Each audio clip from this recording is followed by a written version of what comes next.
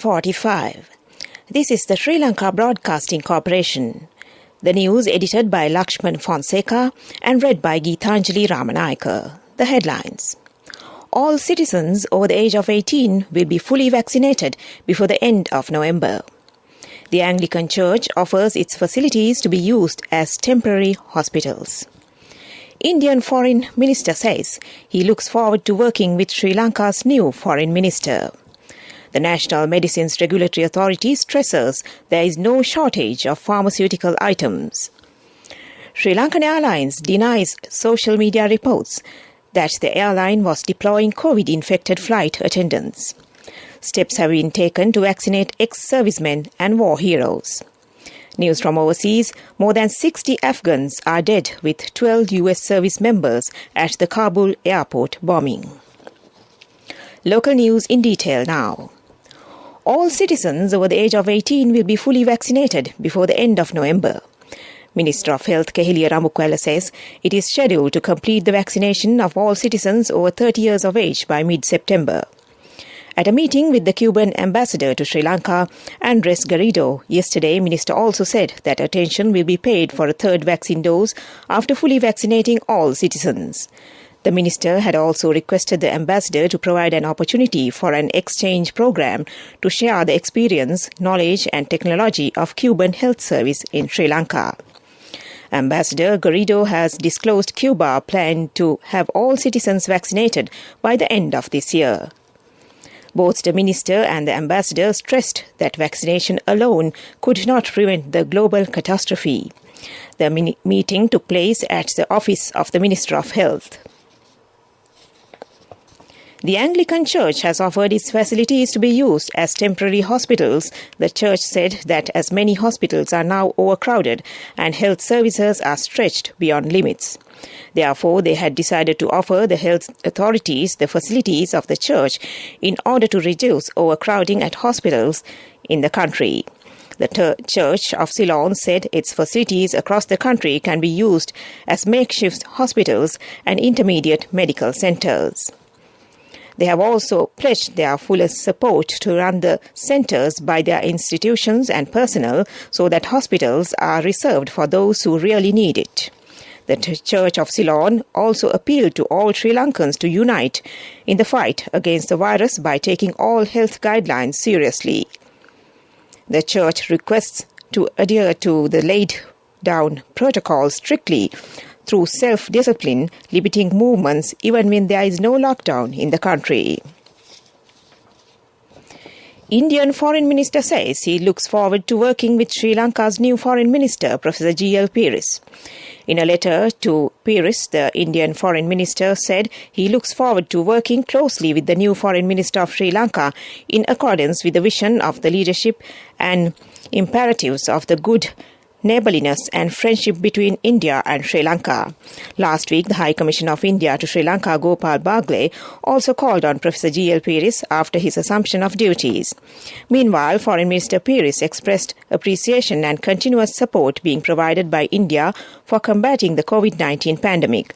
Minister Peiris also thanked the Government of India for supplying emergency consignments of liquid oxygen from East Indian ports, even by using Indian naval ships.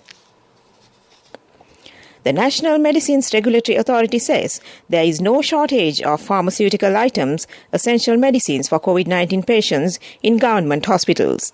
The chairman of the National Medicines Regulatory Authority, Dr. Rasitha Wijewantha, says news circulating in some social media portals are false and fully fabricated.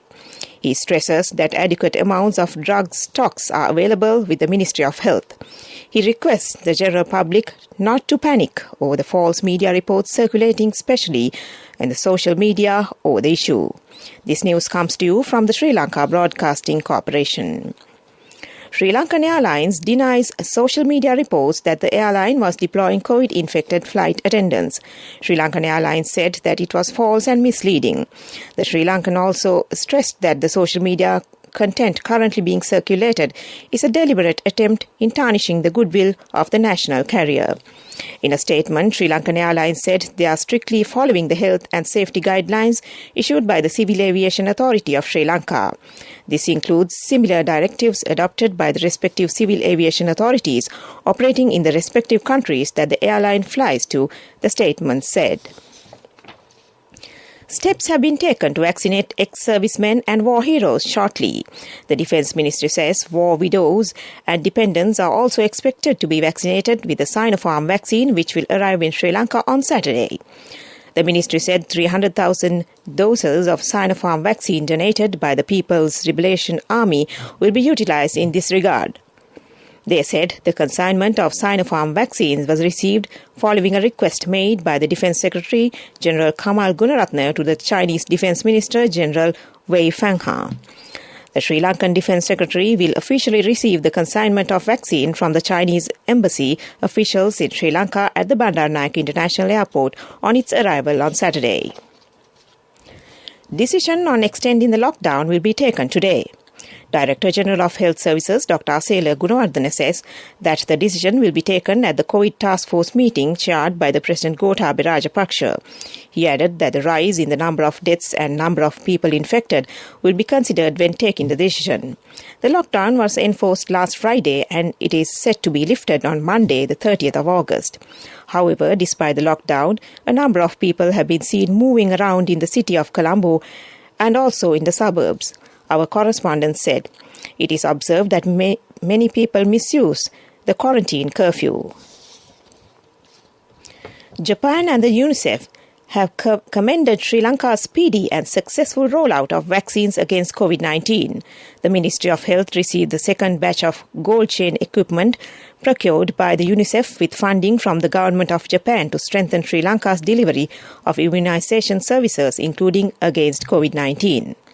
The items were handed over to Minister of Health Keheliya Rambukwala by the Ambassador of Japan to Sri Lanka, Akira Sugiyama, and a representative of the UNICEF Sri Lanka, Christian Skoog. Speaking at the handover ceremony, Minister Rambukwala said immunization is a key pillar of the healthcare system in Sri Lanka to protect the people from vaccine-preventable diseases, and the equipment from the government of Japan are a crucial input to strengthen the delivery of vaccinations. That ends local news. The main news story is brought to you by Siddhalepa Vedamahatmya. In the main news story, the Anglican Church has offered its facilities to be used as temporary hospitals. The church said that as many hospitals are now overcrowded and health services are stretched beyond limits. Therefore, they had decided to offer the health authorities the facilities of the church in order to reduce overcrowding at hospitals in the country. The Church of Ceylon said its facilities across the country can be used as makeshift hospitals and intermediate medical centres. That was the main news story. The main news story was brought to you by Siddhalepa Vedamahatmya. In Watchlight this morning, the consultant paediatric at the Lady Ridgeway Hospital for Children, Dr. Nalin Kitulwata, says it is not appropriate to give vitamin C tablets to children at the whim of the parents. He said social media posts were carrying messages saying that it is suitable to give vitamin C tablets to children these days. Despite mentioning various types of medicines on social media, Dr. Kitulwata said that no medicine should be given to children without medical advice. He added that giving children arbitrary medication can cause other side effects. That came to you in Watchlight. And moving on to world news in the headlines, more than 60 Afghans are dead with 12 US service members at the Kabul airport bombing. Japan's health ministry says foreign substances found in some vials of the Moderna vaccine are believed to be metallic particles. The number of COVID-19 cases in children in the US reached levels not seen since the winter surge. World news in detail. Afghanistan's Minister of Public Health tells CNN more than 60 Afghans are dead with 12 US service members and injuring 150 or more. US officials believe ISIS-K was likely behind the attack at Kabul airport yesterday. U.S. official told CNN it may take a few hours to identify the specific individuals who carried out the apparent suicide bombing. Warning signals have been out there for 3 days, the sources added. Over the past week, President Biden and the Pentagon have warned of an ISIS attack at the airport as the threat became more acute. Biden has used this as a rationale for getting U.S. troops out by the deadline. He also promised a swift and forceful response to any disruption to the operation. Japan's health ministry says foreign substances found in some vials of the Moderna vaccine are believed to be metallic particles. The foreign substances have been found from unopened vials of Moderna vaccine at 8 vaccination sites in Japan since August 16th. They were manufactured at a Spanish factory. Ministry officials have been telling 863 vaccination sites nationwide since Thursday morning to halt the use of the 1.63 million doses of the vaccine produced at the factory. Officials say the foreign substances are in the form of particles and believed to be metal as they are attracted to a magnet. They say they are trying to identify the material as soon as possible and also inquiring how they entered the vials. The number of COVID-19 cases in children in the U.S. reached levels not seen since the winter surge. And with the return to schools, the Delta variant is on the rise. This winter approaching, health officials are concerned it could get worse. After a decline in early summer, child cases have increased exponentially, with more than a 4-fold increase in the past month, according to the latest report from the American Academy of Pediatrics and the Children's Hospital Association. From about 38,000 cases a week near the end of July, the week ending August 19th saw more than 180,000 cases in children, the report said. Back to the headlines of the world news. More than 60 Afghans are dead with 12 U.S. service members at the Kabul airport bombing. Japan's health ministry says foreign substances found in some vials of the Moderna vaccine are believed to be metallic particles. The number of COVID-19 cases in children in the U.S. reached levels not seen since the winter surge. That ends World News. Development News is brought to you by Quality matters than price. So as an engineer, I recommend Melva RB500. It's made with virgin pellets using the latest technology. Melva RB500, number 1 in Sri Lanka. Truly Sri Lankan. Development News. Minister Johnston Fernando says basic feasibility studies to construct Marine Drive from Dehiwala to Panadura is already being completed. The feasibility studies were carried out by the University of Moratuwa. He says construction works will soon commence. He added that the estimated cost for the project is 380 million rupees and there is 17 kilometers to be constructed under the scheme. The main intention of the construction of the Marine Drive is to control the traffic congestion in the Galle-Colombo main road, Minister added. And that was Development News. Development News was brought to you by Quality matters than price. So as an engineer, I recommend Melva RB500. It's made with virgin pellets using the latest technology. Melva RB500, number 1 in Sri Lanka. Truly Sri Lankan. In sports news, Sri Lanka's wheelchair tennis champion Ranjan Dharmasena will compete in his first round match of the Paralympics at the Ariake Tennis Park courts in Tokyo today. The match is to commence at 7:30 a.m.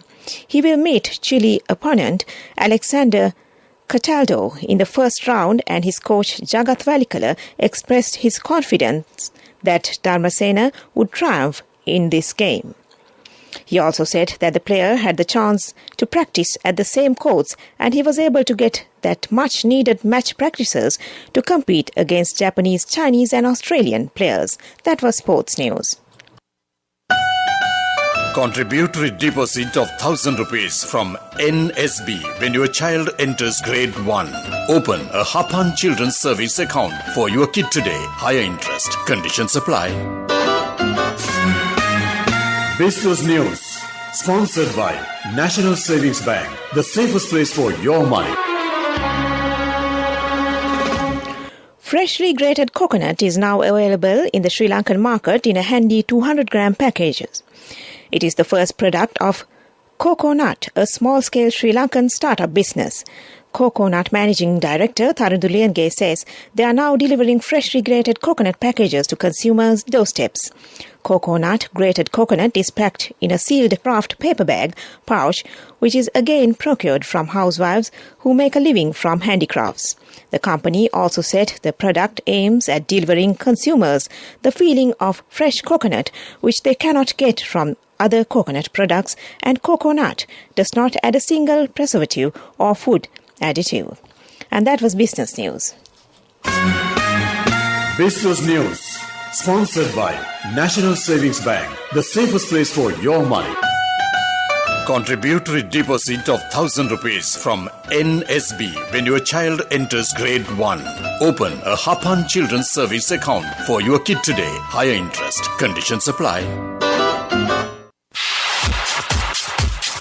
Economic news, courtesy of... I bought my daughter a laptop for her work by managing my finances. Whatever the expenses may be, I can't afford to miss out on life's special moments like her birthday or our anniversary. So you need to invest to make your family's future flourish. Saving money isn't easy when you have responsibilities. That's why we promise to give you the best returns and guarantee on your investment. LOLC Finance Fixed Deposits. Maximize your savings. LOLC Finance PLC, incorporated on the 13th of December 2001, is rated SLA stable by ICRA Lanka Limited and is licensed by the Monetary Board of the Central Bank of Sri Lanka under the Finance Business Act No. 42 of 2011. Economic news.